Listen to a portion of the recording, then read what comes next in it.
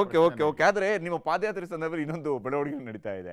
ನೀವೆಲ್ಲರೂ ಒಂದು ಕಡೆ ಸಭೆ ನಡೆಸಿರಿ, ಇನ್ನೊಂದು 4 ಜನ ಸಪ್ರೇಟ್ ಆಗಿ ಒಂದು ಸಭೆ ನಡೆಸಿದ್ದಾರೆ.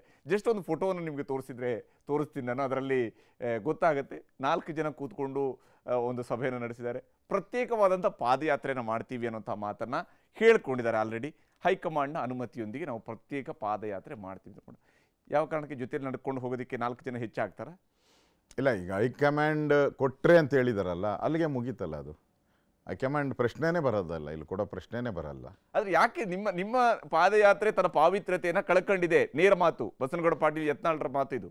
ಈಗ ನಮ್ಮದೊಂದು ಪ್ರಜಾಪ್ರಭುತ್ವ ಇರುವಂಥ ಪಾರ್ಟಿ ನಮ್ಮದು. ನಾವೇನು ಎಮರ್ಜೆನ್ಸಿ ತಂದಿಲ್ಲ ಈ ದೇಶದ ಮೇಲೆ. ಪ್ರಜಾಪ್ರಭುತ್ವ, ಡೆಮೋಕ್ರಸಿ ಇದೆ, ಮಾತಾಡೋವಂಥ ಅವಕಾಶ ಇದೆ, ಮಾತಾಡ್ತಾ ಇದ್ದಾರೆ. ಎಲ್ಲಿ ಮಾತಾಡಬೇಕು ಅಲ್ಲಿ ಮಾತಾಡಿದರೆ ಚೆಂದಾಗಿತ್ತು. 4 ಗೋಡೆ ಮಧ್ಯೆ ಪಾರ್ಟಿ ಆಫೀಸಲ್ಲಿ ಅಥವಾ ಕೇಂದ್ರದ ನಾಯಕರ ಹತ್ರ ಮಾತಾಡಿದರೆ ಸರಿ ಇತ್ತು. ಇದೆಲ್ಲವನ್ನು ಕೇಂದ್ರದ ನಾಯಕರು ಗಮನಿಸ್ತಾ ಇದ್ದಾರೆ, ಅವ್ರ ಜೊತೆ ಮಾತಾಡ್ತಾರೆ. ಇದು ದೊಡ್ಡ ಪಾರ್ಟಿ ನಮ್ಮದು, BJP ದೊಡ್ಡ, ಇಡೀ ಪ್ರಪಂಚದಲ್ಲೇ ದೊಡ್ಡ ಮೆಂಬರ್ಶಿಪ್ ಇರುವಂಥ ಪಾರ್ಟಿ. ಈ ಥರ ಸಣ್ಣ ಪುಟ್ಟ ಇದ್ದೇ ಇರುತ್ತೆ.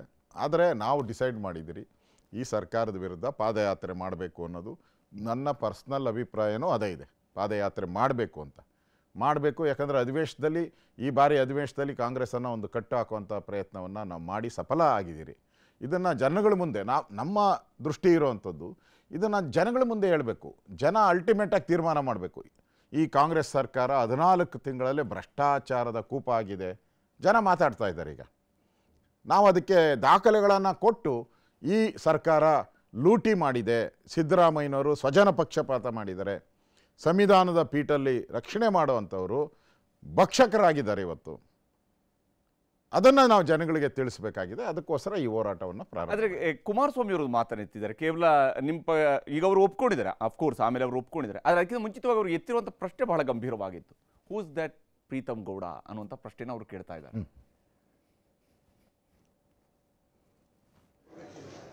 ಹೂ ಇಸ್ ದಟ್ ಪ್ರೀತಮ್ ಗೌಡ? ದೇವೇಗೌಡರ ಕುಟುಂಬವನ್ನ ಸರ್ವನಾಶ ಮಾಡ್ಲಿಕ್ಕೆ ಹೋದಂಥವನ್ನ ಸಭೆ ಕರೆದು ಕೂರಿಸ್ಕೋತಾರೆ, ನನ್ನ ಸಭೆ ಕರೀತಾರೆ. ನನಗೂ ಸಹಿಸ್ಕೊಳ್ಳಿಕ್ಕೆ ಒಂದು ಇತಿಮಿತಿ ಇದೆ. ಯಾರ ಕಾರಣ ಆ ಪೆನ್ ಡ್ರೈವ್ಗಳನ್ನ ಬೀದಿ ಹಂಚಲಿಕ್ಕೆ? ಇಂಥವ್ರನ್ನ ನನ್ನನ್ನು ಸಭೆ ಕರೀತಾರೆ. ಅವ್ನ ಪಕ್ಕದಲ್ಲಿ ಯಾವ ಕಾರಣಕ್ಕೆ ಆಗಿದೆ ಕುಮಾರಸ್ವಾಮಿ ಅವ್ರನ್ನ ಕರೆದ್ರಿ ಸಭೆಗೆ? ನೋಡಿ, ಪ್ರೀತಮ್ ಗೌಡ ಅವನೇ BJP ಏನಲ್ಲ. BJPಯ ಲಕ್ಷಾಂತರ ಕೋಟ್ಯಾಂತರ ಕಾರ್ಯಕರ್ತರಿದ್ದಾರೆ, ಅವರು ಒಬ್ಬ ಪಾರ್ಟಿಯ ಕಾರ್ಯಕರ್ತ ಅಷ್ಟೇ. ಸೊ ಇಲ್ಲಿ ನಾವು ಈಗ ಹೋರಾಟ ಮಾಡ್ತಾ ಇರೋದು ಆ್ಯಸ್ ಎ NDA ಅಂತ ಹೋರಾಟ ಮಾಡ್ತಾಯಿದ್ದೀರಿ.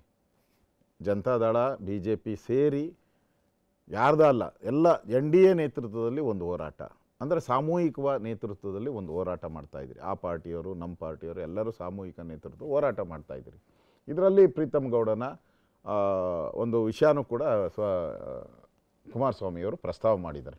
ಅದನ್ನು ಪಾರ್ಟಿ ವೇದಿಕೆಯಲ್ಲಿ ಮೊನ್ನೆ ಡೆಲ್ಲಿಯಲ್ಲಿ ಚರ್ಚೆ ಆದಾಗೂ ಕೂಡ ನಮ್ಮ ಪ್ರಹ್ಲಾದ್ ಜೋಶಿ ಅವರೆಲ್ಲ ಮಾತಾಡಿದ್ದಾರೆ. ಅದ್ರ ಬಗ್ಗೆ ಅಲ್ಲೇ ತೀರ್ಮಾನವನ್ನು ತೆಗೆದುಕೊಳ್ತಾರೆ. ಅದೊಂದು ಸಣ್ಣ ವಿಚಾರ, ಅದೇನು ದೊಡ್ಡ ವಿಚಾರ ಅಲ್ಲ.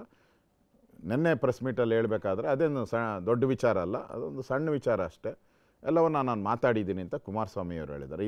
ಈಗ ಯಾವುದೇ ಒಡಕಿಲ್ಲದೆ BJP ಮತ್ತು JDS ಸಾಮೂಹಿಕ ನಾಯಕತ್ವದಲ್ಲಿ ನಾವು ಈ ಒಂದು ಹೋರಾಟವನ್ನು ಮಾಡ್ತೀರಿ ಅಂತ ನಮ್ಮ ಇನ್ಚಾರ್ಜ್ ರಾಧಾಮೋಹನ್ ಅವರೇ ಸ್ಪಷ್ಟವಾಗಿ ನೆನ್ನೆ ಪ್ರೆಸ್ ಮೀಟಲ್ಲಿ ಹೇಳಿದ್ದಾರೆ.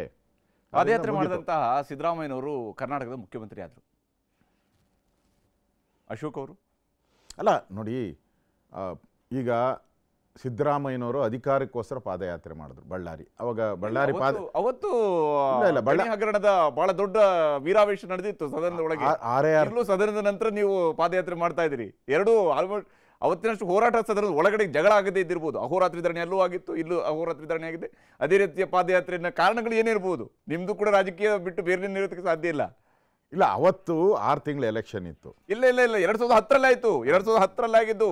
ಮುಖ್ಯಮಂತ್ರಿ ಆಗಿದ್ದಂಥವ್ರು ಯಡಿಯೂರಪ್ಪನವರು 2010ರಲ್ಲಿ ನಡೆದಂತಹ ಘಟನೆ ಅದು. ಹಾಗಾಗಿ ಅಲ್ಲೂ 3 ವರ್ಷ ಇತ್ತು, ಇಲ್ಲೂ 4 ವರ್ಷ. ನಮ್ಮದು ಆ ಥರ ಯಾವುದೇ ರೀತಿಯಾದಂಥ ಬೆನಿಫಿಟ್ಗೋಸ್ಕರ ನಾವು ಪಾದಯಾತ್ರೆ ಮಾಡ್ತಾ ಇಲ್ಲ. ಮತ್ತು ಮುಖ್ಯಮಂತ್ರಿ ಆಗುವಂಥದ್ದು ಹಣೆ ಬರಬೇಕು, ಅದಕ್ಕೆ ಪಾರ್ಟಿ ಹೈಕಮಾಂಡ್ನ ಒಂದು ಆಶೀರ್ವಾದ ಬೇಕು. ಅವೆಲ್ಲ ನೋಡೋಣ, ಭಗವಂತನ ಇಚ್ಛೆ ಏನಿದೆಯೋ ಅದು ಆಗುತ್ತೆ. ಆದರೆ ಇಲ್ಲಿ ನಾವು ಹೋರಾಟ ಮಾಡ್ತಾ ಇರುವಂಥದ್ದು ಜನಗಳ ದುಡ್ಡನ್ನು ತಿಂದಿದ್ದಾರೆ, ಅದು ಮತ್ತೆ ಜನಗಳಿಗೆ ಸಿಗಬೇಕು ಅನ್ನೋದು ಒಂದು ಒಳ್ಳೆಯ ಕಾನ್ಸೆಪ್ಟನ್ನು ಇಟ್ಕೊಂಡು ಮಾಡ್ತಾ ಇದ್ದೀರಿ. ಈಗ ಯಾವುದೇ ಚುನಾವಣೆಗಳಿಲ್ಲ. ಸಿದ್ದರಾಮಯ್ಯ ರಾಜೀನಾಮೆ ಕೊಡಬೇಕಾಗತ್ತೆ. ಸಿದ್ದರಾಮಯ್ಯ ರಾಜೀನಾಮೆ ಕೊಡಲೇಬೇಕು. ಕೊಟ್ಟೇ ಕೊಡ್ತಾರೆ. ಆ ಪರಿಸ್ಥಿತಿ ಇವತ್ತು ನಿರ್ಮಾಣ ಆಗಿದೆ. ಪ್ರಾರಂಭದಲ್ಲಿ ಏನು ಹೇಳಿದ್ರು, ಏನೂ ಇಲ್ಲ ಅಂತ ಹೇಳಿದ್ರು. ಈಗ ಅರೆಸ್ಟ್ ಆಗ್ತಾರ?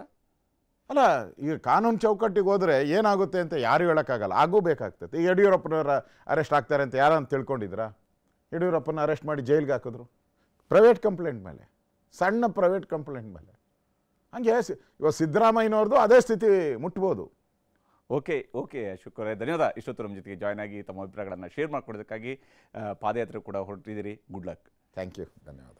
ಇದು ಅಶೋಕ್ ಅವರ ನೇರವಾದಂತಹ ಮಾತುಗಳು. ನಮ್ಮ ಪಂಚಾಯತಿಗೆ ಬಂದು ಇಲ್ಲಿ ಬಹಳಷ್ಟು ವಿಚಾರಗಳನ್ನು ಕೇಳಿದರು. ಪಾದಯಾತ್ರೆ ಯಶಸ್ವಿಯಾಗಿ ಮಾಡ್ತೀವಿ ಮತ್ತು ಯಾವ ಕಾರಣಕ್ಕಾಗಿ, ಉದ್ದೇಶ ಏನು, ಸಿದ್ದರಾಮಯ್ಯನವರು ಏನು ತಪ್ಪು ಮಾಡಿದರೆ ಆ ತಪ್ಪುಗಳನ್ನು ಜನರ ಮುಂದೆ ಇಡುವಂತಹ ಪ್ರಯತ್ನವನ್ನು ನಾವು ಪ್ರಾಮಾಣಿಕವಾಗಿ ಮಾಡ್ತೀವಿ ಅನ್ನುವಂತಹ ಅಭಿಪ್ರಾಯವನ್ನು ಅಶೋಕ್ ಅವರು ವ್ಯಕ್ತಪಡಿಸ್ತಾ ಇರುವಂಥದ್ದು. ನಮಸ್ಕಾರ.